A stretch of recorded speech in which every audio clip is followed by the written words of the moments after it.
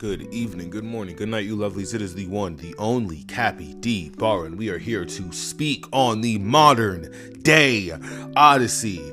Are you ready?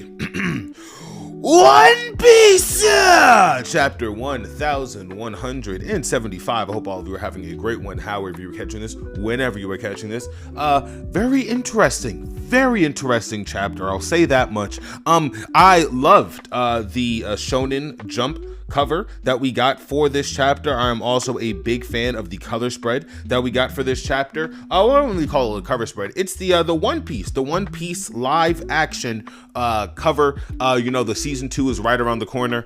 I did map out that if done properly, with the correctly paced production, we could possibly get Wano by at least late 2099. So I mean, if we make it that far, hey chat, if we make it to 2099, we could be starting Wano at the end of 2099, which honestly, it's not a terrible place if you think about the scope of One Piece and everything that it's covered over the scale of its longevity. So I really do appreciate the One Piece live action. It's bringing new fans to the medium. I'm never upset at new Nakama joining the ship. So I big hats off to all of the One Piece live action actors. Oda, he has a direct hand on that script and everything that comes out of that show. So I think it's pretty fly. I actually think it's pretty fucking cool that hypothetically when One Piece wraps up, he'll still have a little bit of live action to look around to, right? I think that that's pretty cool, and realistically, if you are a One Piece fan, you do want this medium and this story to be at least viewed as many times by as many generations as we can, right? I think that that's pretty fly. We are not going to be skipping over either this shonen cover, the Shonen Jump cover. I don't know if I think it's like the weekly Shonen cover. It's good, very, very good. Honestly, like we've just been getting like just top tier art from Oda. Like from I think like 2 chapters ago, cover page with Roger and the T-Rex, all the way to now in this cover with the Straw Hats. If you even want to stretch it back to the color spread that we got with Rocks a while back. We've just been getting really good art from Oda. Man, honestly, this break is necessary because there is a break next week, spoiler alert, but honestly, if it's 2 weeks, Oda has been working his ass off. So I'm just looking forward to seeing whatever we can get from him in the future. But I'm not gonna lie, man, like we enter this chapter and okay, bro, Loki, he's huge. All right. There you go. Pause. Hey, yo. Yeah, that's crazy. That was crazy. He's huge. I'm sorry. Listen. All right, like Loki is just in the background, just doing his own thing. He's so impossible to miss. He's massive, right? And Lilith, right? Vega Punk, if you want to be simple, says that she packed Omni-drawn converters, right? And asked Frankie if he's ever used anything other than his own cola to power himself, right? Lilith is basically just marveling at the idea of Frankie being such a self-sufficient cyborg, right? In only using cola. Like she's marveled by that. Like she's inspired to use these converters, right? As a kind of power up, if you will, as an upgrade for Frankie. Right, she makes this gun out of these ODCs, and she comments that that Elbaf is just teeming with energy. There's energy all around Elbaf, right? And if you look at the tree of Yggdrasil, right? If you think about the food that Luffy ate and how that rejuvenated him, right? Like there are small clues that we've been getting to the resources and the nutrients of Elbaf just having more benefit than just normal human sized materials or normal sized atmospheres, right? I think it's very cool that we are getting a super Frankie Cola. Like basically that's what it is, like Super Vega Cola, right? Super Frankie Cola. I'm happy about it. I think it's pretty cool. My headcanon is that it looks like Quantum Cola. I'll put a little picture up from the Fallout series. I think that this is a very cool, honestly, well-deserved upgrade for Frankie. I'm looking forward to seeing how we can utilize this properly. Also, we see Nami at the library in the school, and it's funny, right? Because she's commanding Zeus, right? Just like you would see Big Mom command Zeus way back when, and Zeus is like in lockstep with her, and it is, I'm not gonna lie, guys, it is very impressive shit from Nami. Usopp's asking how are we gonna put out the fires, right? Because realistically, he doesn't really have any water-based attacks, so like he wouldn't be much help anyway, right? And Jinbei, I think he is getting ready to put out the fire, right? Because the fireman agenda, for Jinbei, as funny as it is, it's just historically accurate. So there's not a lot we can do about that. But after Nami finishes racing to the school and the library, getting in a good range, right? She basically sends out Zeus to send down a rainfall, right? This rainfall allows for the preserving knowledge, from Elbaf's history, right? From the old world, from the Void Century even, right? From Ohara to be preserved. When Saul makes a really sweet comment on that, basically kind of just, trying to comfort Robin because, there is a timeline where this entire library just gets scorched, right? And everything that Saul and Robin fought so hard to, live for, basically, like they're living in memory of Ohara, basically. And if that were just to be wiped off the face of this earth, that would be pretty disappointing. So the school is saved, and we see Killingham. Killingham returns. He is still in his kind of hybrid form. He's still kind of half horse, half human. And he's like, hey, what's going on, guys? This wasn't a part of the deal. just normal fucking evil guy banter. It always kind of blew me how they would try to get off funny little quippy one-liners. If Jinbei was really locked in and this guy had a mythical devil fruit, this could have been a 2-second issue. This could have been a 2-second problem, right? But it's interesting, right? Killingham, he makes a comment, right? He makes a comment on the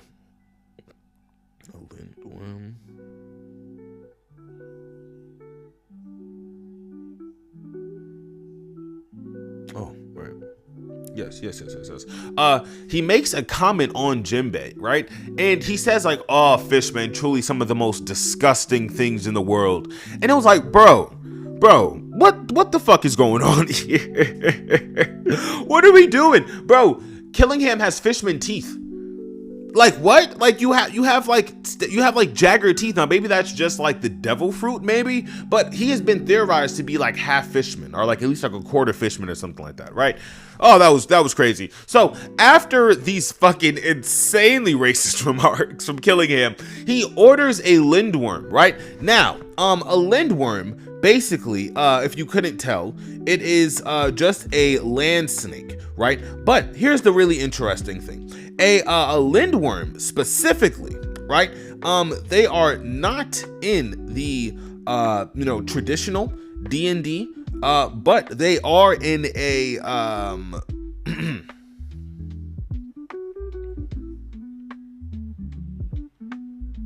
yes.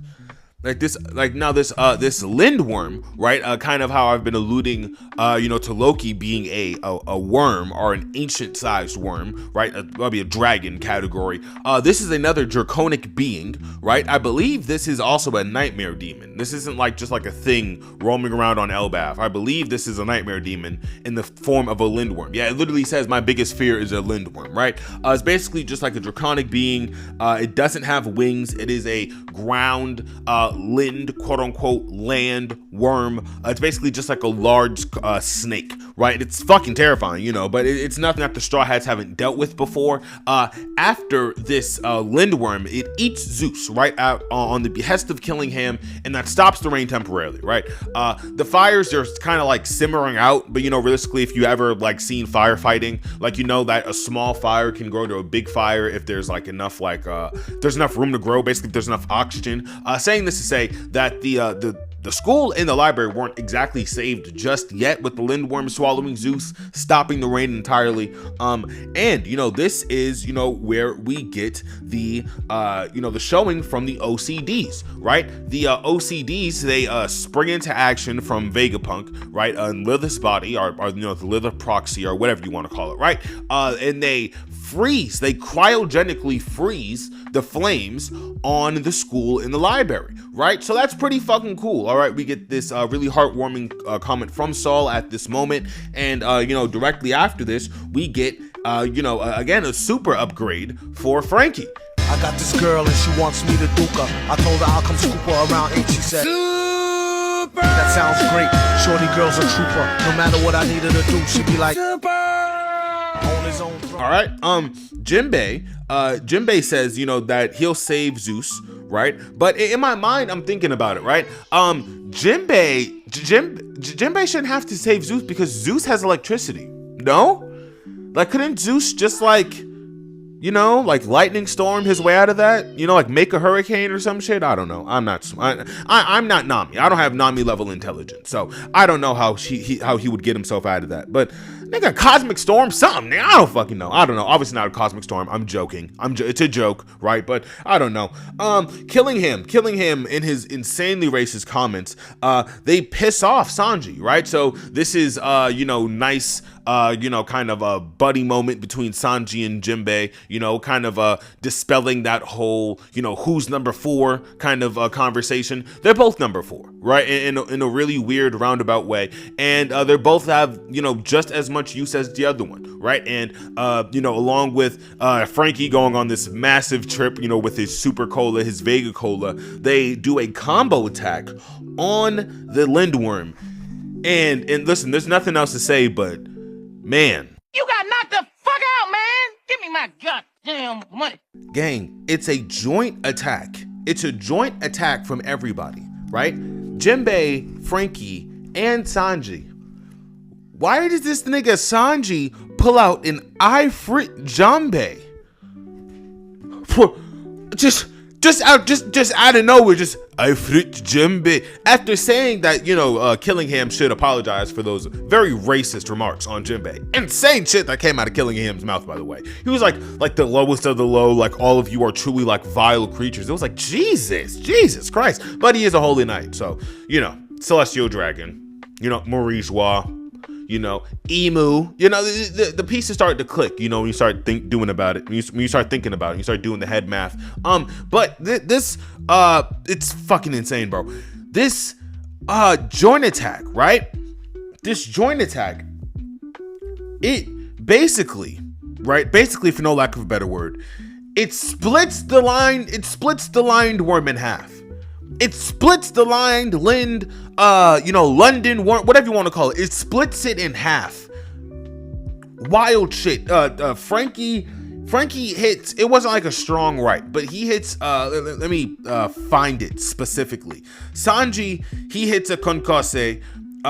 We get a karate fisherman, I think it's karate fisherman right hook or something like that from Jinbei. And then let's just say Frankie lets off. Let's say Frankie gave him like a super right or some shit. Bro, the Lindworm split in half. And as I'm looking at this, I'm like, okay, so some of these nightmare demons actually might be cooked. Like some of these nightmare demons actually might be fucking cooked, bro. And then I'm not gonna lie, bro, everything that happens on this end, like on this theater of the war, compared to what Zoro has to deal with the Giants, we're gonna get to that shortly. But the Straw Hats, how far you have came. The Straw Hats, how far you have came. It is so fucking dope to see these guys in action, bro. Sanji literally recreates one of the most goated scenes of all time. One of the most goated fucking scenes of all time. I had a great time reading this portion of the chapter specifically, only because I'm so aware of how little love Sanji be getting in the community, and he deserves it, bro. He fucking deserves it. All right, he goes crazy. He's insane. He's absolutely fucking insane, and I'll be damned if he isn't one of the best. Like hands down, when it comes to hand-to-hand combat in One Piece. All right, it is great. great shit. Let me find the exact. Right. So yes, Jinbei hits a Vagabond drill. Frankie hits a Dexter, like a right Dexter, like a super Dexter or something. I don't even know. And we get a Konkasse from Frankie. I mean, we get a Konkasse from Sanji onto Killingham. Now, for those who don't know, I mean, I'm blanking on the exact chapter number, but I want to say maybe 1109. Or maybe 1115. Maybe I want to say like 1115. Back in Egghead, there was a scene where somebody from the Straw Hat Fleet, they basically flattened the Celestial Dragon. It was very funny, very entertaining, and that's basically what Sanji recreates with Killingham. I liked it. All right, he basically just like flattens his head. Killingham might be like unconscious, or he might be dead. I don't think Killingham's dead. But even in this picture I'm looking at, you can literally see his shark teeth. Like, oh man, I don't know if it's internalized racism or what, but it is crazy, brother. Crazy to see. These last couple of panels, man, they're pretty fucking crazy. So we see Dory and Broggy and the field of Daimyoverse giants. They are basically cornering, right? I want to say like a good third of the new warrior pirates and Zoro, right? And Dory and Broggy feel like they're 2 seconds of consciousness. They decide that the only way that they're going to figure this out and get out on the end of this, right? Because they've tried to take down the land of Elbaf. They've hurt the people of Elbaf. Like, I think they even mentioned something specifically like they defamed their king, or they brought shame to Herald, or something like really specific like that. Yes. Like we're in utter disgrace. How could we allow ourselves to how could we ever allow such mindless insults against an esteemed elder like Ja Rule to cross our lips, right? So they're just having like just 2 seconds of consciousness, right, in their Daimyoverse state, and this, for no lack of a better word, it brings them to a complete epiphany, right? The only way to get out of this is to make a pact, and they make a pact, and with this pact, they both decapitate each other, and it was fucking insane. I honestly, I didn't think that the outcome was gonna be what it was, but when they decapitated each other, I was like, oh, Oda, you're nuts. I was like, oh, this nigga Oda's crazy. I was like, oh, this nigga Oda is honestly going off the fucking deep end. But honestly, very, very interestingly enough, this saves Dory and Broggy, right? Like the Zoro, he's in shock. The new warrior pirates, they're in horror looking at these, two esteemed, two beloved generals, right? And Dory and Broggy behead each other, even be in this Daimyoverse state. But, this brings back Dory and Broggy to their full health, right? Weird enough. And they officially join the team with, again, Haruden, and I don't even know who this other guy is. I have no idea who this other guy is. All right, but it's Haruden, this other guy with a barrel hammer, Dory, Broggy, and Zoro, right? And they come to the conclusion that if you want to free the giants from this curse, from this possession, you have to behead them, right? Now that we have that information, Zoro also says that now he's gonna go 10 times harder, and he kind of feels bad for the giants. Zoro just be ore farming, I'm not gonna lie, because he tried those attacks on Dory and Broggy, and they almost had no effect like 3 chapters ago. So like, what the fuck is he talking about? Like, I don't know. But Zoro is gonna try to get his good one in on these giants. But he does say that he feels kind of bad. All they have to do now is literally just decapitate all the giants, and they're gonna free them from the curse. So I'm looking forward to that. Hopefully that goes well. But knowing Oda, that's probably gonna take a left turn somewhere. There is no note to end this chapter, just break next week. And honestly, knowing what we know now about this curse and how Daimyoverse works exactly, is it possible that if we decapitate Gunko, that this would work? Is it possible that if Garp would have punched Rox's head clean off of his shoulders, that this could have worked? Because think about it. Roger has a sword. Garp, we've seen what he could do with a Galaxy Impact. Hey, the decapitation of Rocks wasn't impossible. So, you know, just reading this definitely made me think about what could have been with Rocks, you know, being in the story now, how he would have, you know, possibly changed, you know, the execution of Roger, you know, where the Rocks pirates would be, in a world where Rock survived, you know, and Luffy ends up still getting the devil fruit. Does Luffy even get the devil fruit if Rocks is still around, right? So many interesting things to think about with this chapter. But, you know, it does end, you know, Zoro ore farming, and this was a pretty good chapter. All of my Straw Hats, they got something to do, except for Usopp, unfortunately. But you know, hey, I'm not gonna complain about it too much. I mean, Chopper didn't do anything, right? What did Chopper do this? Oh man, comparing to one of the original four to Chopper is not the best place to be. But again, very good chapter all around, and I'm pleased with what we got. I'm hopefully we can you know, take it upon ourselves to do something during the break week, because break week is upon us next week. So we're just gonna have to figure out something to do. But you know, until then, right, we will stay fucking locked in. Elbaf is great. Elbaf is firing off on all cylinders. I think the decapitation, saving Dory and Broccoli, was very smart, right? It was very like last minute kind of switch up, and it keeps the story fresh, right? And that's what we like to see.